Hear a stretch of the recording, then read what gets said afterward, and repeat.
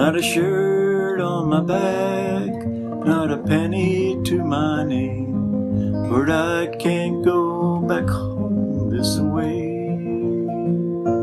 This away, this away, this away, this away, Lord, I can't go back home this away.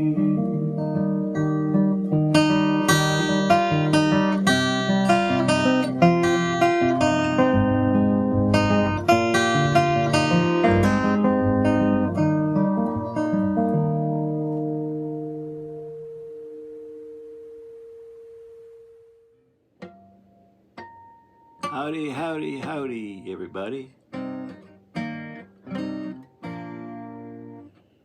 500 miles away from home, also called a railroader's lament, and it's an old song from, they're not sure where it originated, how it originated, but it's likely somewhere in the 1800s, and it got passed on, changed a little bit. Some people sing it 100 miles, some 500 miles, some 900 miles. I first heard it on a Peter, Paul and Mary album in the 1960s, and it was one of those folk revival songs that everybody was doing back then, and it's a beautiful kind of a lament, maybe stemming way back from a bit of folk blues in there. But I've arranged it with some chords that maybe not everybody uses, but it works for me for the melody. And hang on, the tab will be shown at the end of this video. So I just want to run through what's going on with this. I've got a capo on the 3rd fret because this is the easiest place for me to sing it. All right. The shirt on my back, right there. So that's why 3rd fret capo. Playing at a C position, we go start with a C, 2nd full measure, we go to an A minor, then we go to a D minor. Now the D minor I play like this and with an open 1st string because there's a melody there. Melody note. Da da da da. To an F. F with a thumb over on the 6th string, 1st fret. So, you know, D minor. To a G with the 1st string open. Now here's the toughest part of the song.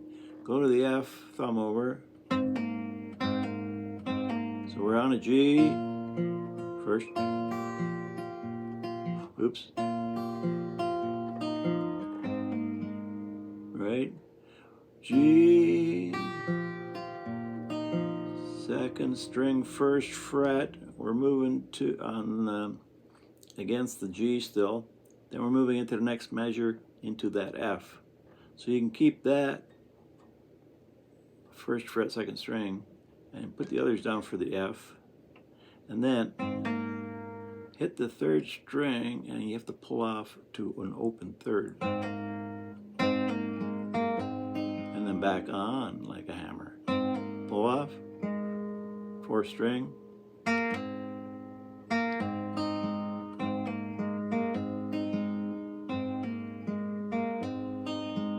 back to G. Right, and then I've kind of messed with it in a way. I've done a descending bass line on the next part.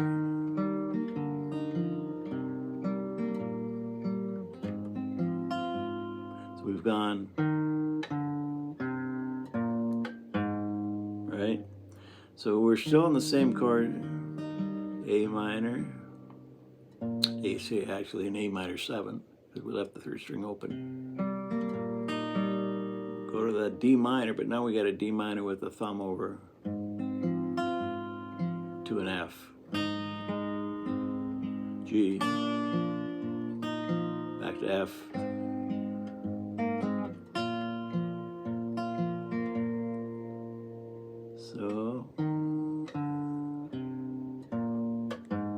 Stay in F again, back to G. Those are the bass notes on that whole section. And dee dee dee dee dee dee dee dee dee dee dee dee. So I've just played it with that descending bass, and I've hummed the melody over top. So you can, once you get good at that and got it memorized, you can, instead of singing every verse the same way as the first part, or just kind of generally picking that for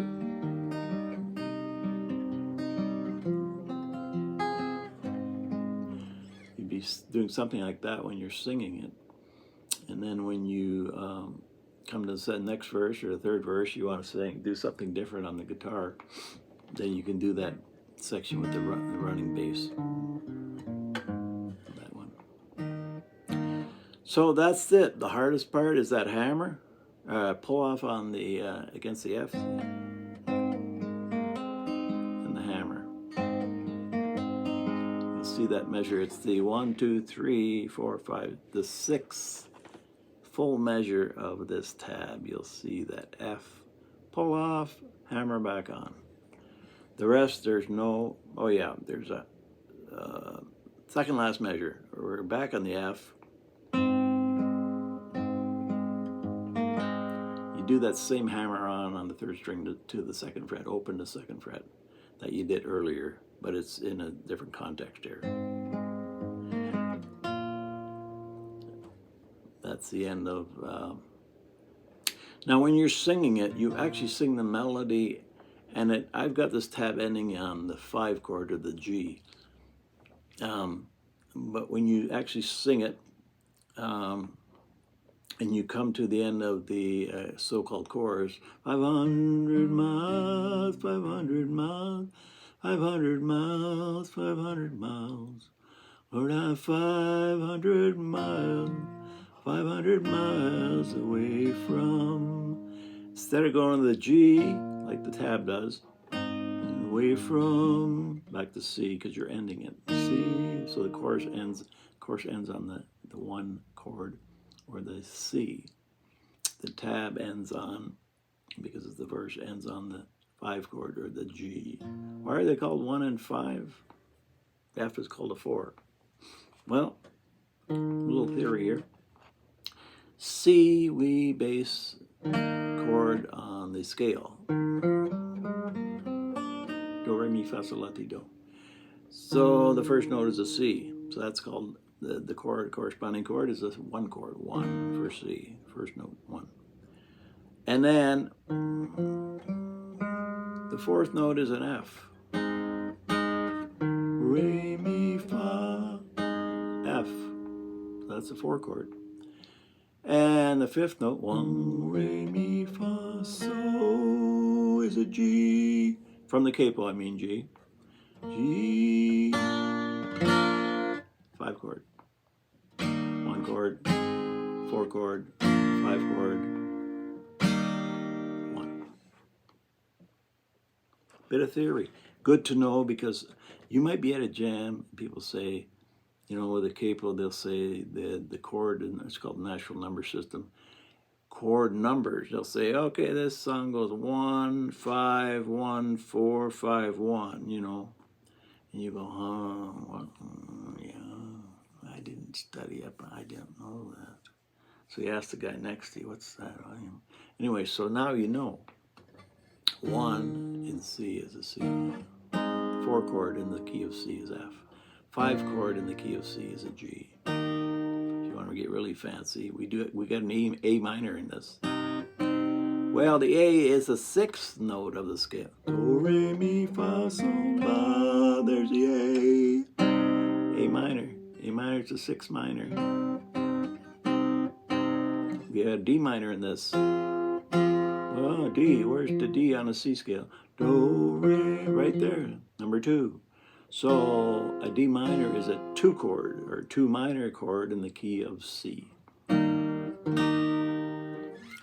How's that for a bit of music theory that some people hate, but a little bit is good to know. You don't have to go in depth unless you're going to be a major composer. But like I say, you'll hear it in jam sessions. People call out numbers for chords. Anyway, this is a great old folk song, still popular. Bobby Bear had a country hit out of it. Imagine that. Hedy West, a folk singer in the 60s, has a copyright on it. But, research says it goes back farther than that, but she has the copyright on it. And I would say if you're ever playing around with other folks, why not do this one? And if they don't know it, it's a great song. Why not learn it? Teach it to them. Okay, 500 miles away from home. See you next time and have fun with this tab.